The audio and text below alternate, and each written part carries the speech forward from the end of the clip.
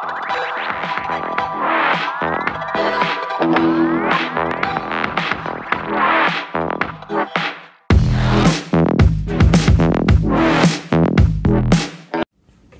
बच्चों, मैं आपकी हिंदी टीचर रामा देवी आप लोगों के बीच में।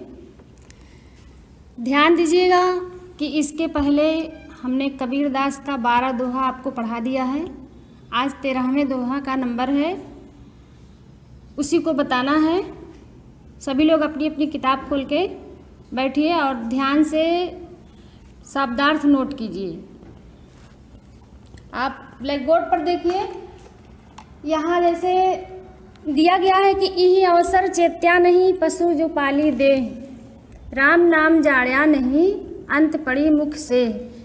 इही माने इस अवसर माने समय, चेत्या मतलब सावधानी नहीं किया या सावधान नहीं हुए, पाली माने पालन पोषण किया, जाड़या मतलब जपा नहीं या स्मरण नहीं किया, सेह माने धूल। इतने शब्दार्थ हो गए। अब इसके बाद हम आते हैं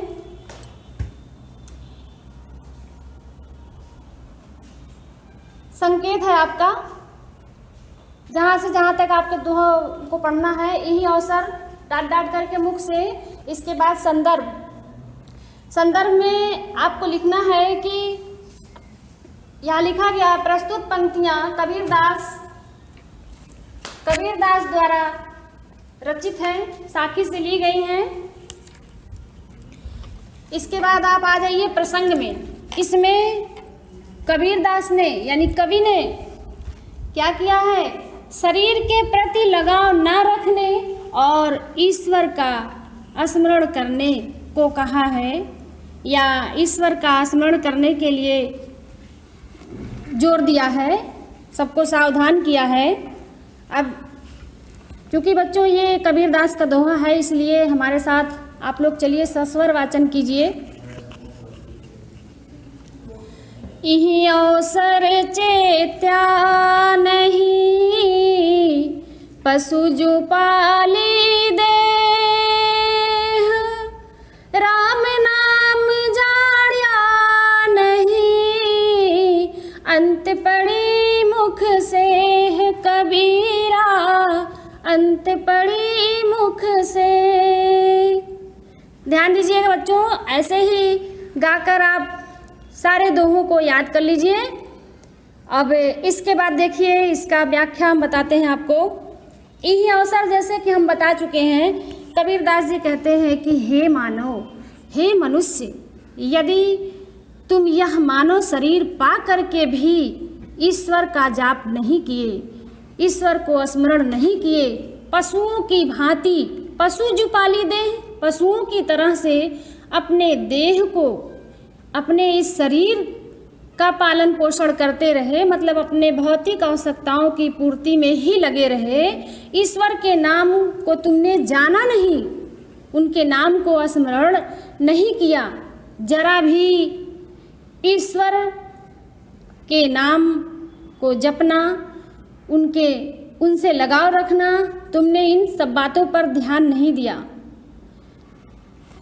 और अंत समय जब तुम्हारी मृत्यु होगी तो तुम्हारे मुख में धूल भर जाएंगे, अर्थात धूल भरने के सिवा कुछ भी तुमको रहेगा नहीं। इसलिए अपना जन्म सार्थक करो, राम नाम जपो, ईश्वर का स्मरण करो।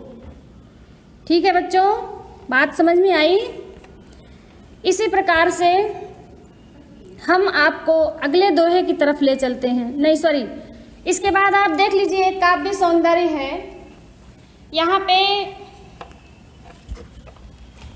कबीरदास ने, आपको पहले ही पता है, निराकार ईश्वर के ये उपासक हैं, और यहाँ पे भक्ति भाव है, शांत रस है, प्रसाद गुण है, अर्थ सरलता से निकला है, अविधा शब्द शक्ति है, और सधुक्कड़ी भाषा या पंचमेल खिचड़ी भाषा है।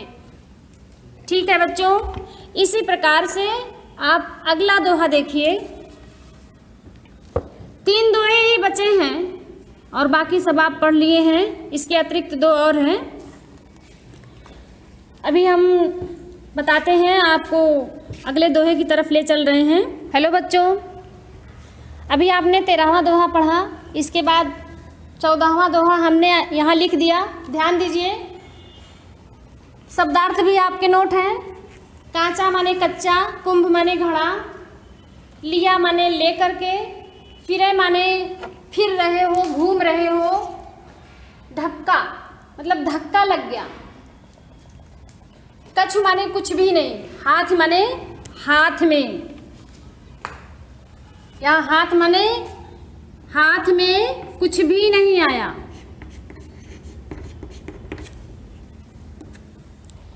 अब शब्दार्थ हो गया।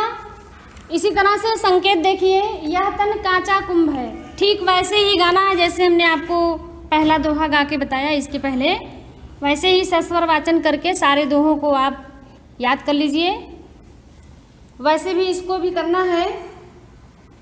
यह तन कांचा कुंभ है, यहाँ प्रसंग में आएंगे तो वही सारी बातें हैं कि इस पे जो हमें ये मानव शरीर मिला है, इस पे घमंड करना मूर्खता है, क्योंकि यह शरीर नाशवान है।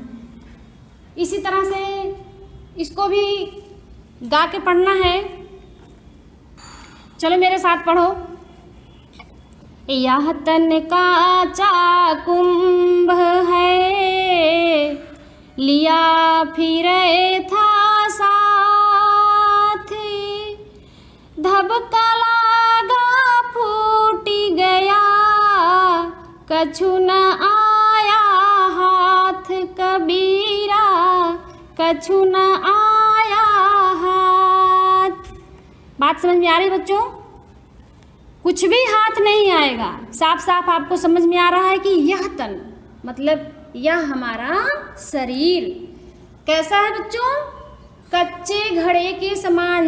देखे हो, घड़ा माने गगरी जो कुम्हार बनाता है अपने चाक पे, उसी प्रकार से यहाँ पे कुंभ मतलब कच्चा घड़ा जो मिट्टी का बना है, थोड़ा सा अगर उसको जोर का झटका या धीरे से ही लगा तो वो क्या करता है? चूर चूर हो जाता है, और फिर वो घड़ा किसी काम का नहीं है। इसी प्रकार से यहाँ पे कवि कह रहा है कि हे मनुष्यों, तुम अपने जिस शरीर पर गर्व कर रहे हो, वास्तव में यह तुम्हारा शरीर तो नाशवान है, क्षणभंगुर है।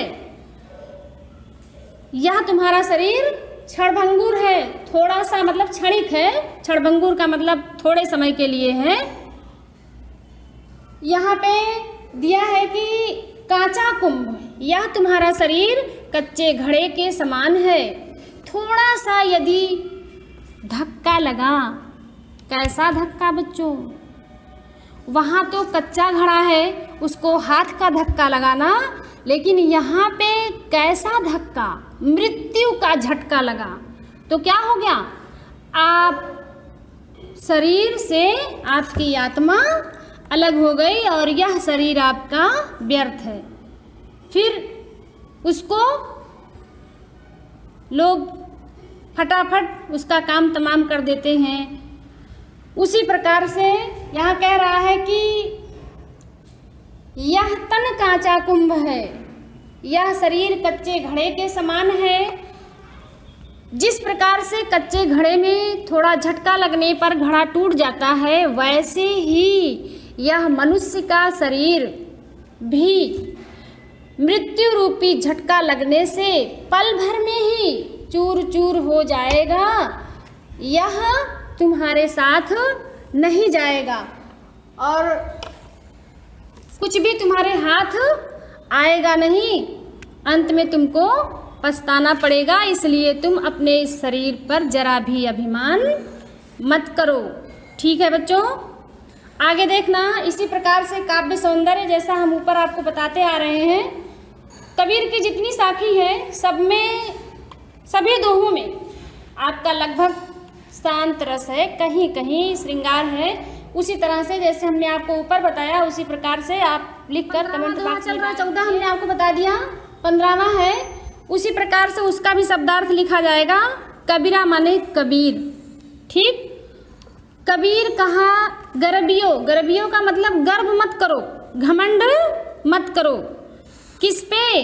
देखी सुरंग, अपने अच्छे रंग रूप को, अपने इस शरीर की बनावट को देख करके जरा भी घमंड मत करो। शब्दार्थ समझा रहे हैं, ध्यान से सुनिएगा। बिछुड़िया, दूसरी लाइन देखिए किताब में, बिछुड़िया मिलबो नहीं, जीहू काचुली भुजंग। बिछुड़िया माने अलग हो जाना, मिलिया माने मिलता नहीं है दोबारा, और जीव माने जैसे, काचुली मतलब सर्प का केचुल, भुजंग माने सर्प और काचुली माने केचुल। सारे शब्दार्थ हो गए, सारे शब्द के अर्थ हो गए। ठीक वैसे ही इसमें भी प्रसंग रहेगा बच्चों कि इस पे कबीरदास ने शरीर, इस सुंदर शरीर पर घमंड ना करने की बात कही है। उसी प्रकार से व्याख्या देखिए, कबीरदास जी कहते हैं कि हे मानव, कह रहा है कबीरा कहा गर्वियो, देखी सुरंग, देही माने शरीर को, देखी माने देख करके, सु माने अच्छा, रंग माने रंग, सुरंग मतलब अच्छे रंग को। अच्छे रंग का मतलब है गोरा काला, जो भी शरीर की बनावट है, वेशभूषा है। बिछुड़िया माने बिछड़ जाने के बाद, अलग हो जाने के बाद दोबारा मिलता नहीं है। कबीरदास जी कहते हैं कि हे मानव, तुम अपने शरीर के सुंदर रूप को देखकर जरा भी घमंड ना करो, क्योंकि यह शरीर जब तुम्हारी आत्मा से अलग होगी तो दोबारा फिर तुमको यह शरीर नहीं मिलेगी। ठीक वैसे ही यह शरीर नहीं मिलेगी जिस प्रकार से सर्प एक बार यदि अपना केचुल, कहने का मतलब जो ऊपरी आवरण होता है उसके शरीर का, सर्प के शरीर का जो ऊपरी त्वचा होती है, उसी प्रकार से बच्चों हमारे शरीर की भी त्वचा है, इसमें हमारी आत्मा है, प्राण बसते हैं। जब ये प्राण निकल जाएंगे तो दोबारा फिर इस शरीर में कदापि प्रवेश नहीं करेंगे। इसलिए हमें अपने इस क्षणभंगुर शरीर पर जरा भी घमंड नहीं करना चाहिए, मन लगाकर ईश्वर का स्मरण करना चाहिए। हो गए, ये पाठ आपका समाप्त हो गया। कुछ बच्चों ने हमको कमेंट किया था कि मैम लिखना है या पढ़ना है, तो बच्चों हम यहाँ जो समझा रहे हैं उसको आपको लिखना है। ठीक वैसे ही जैसे हम आपको पहले जितने दोहे का हमने अध्ययन कराया है, वैसे ही आपको ये सारे दोहे लिखकर अपने नोट्स कंप्लीट करने हैं। आगे हम फिर मिलेंगे। धन्यवाद।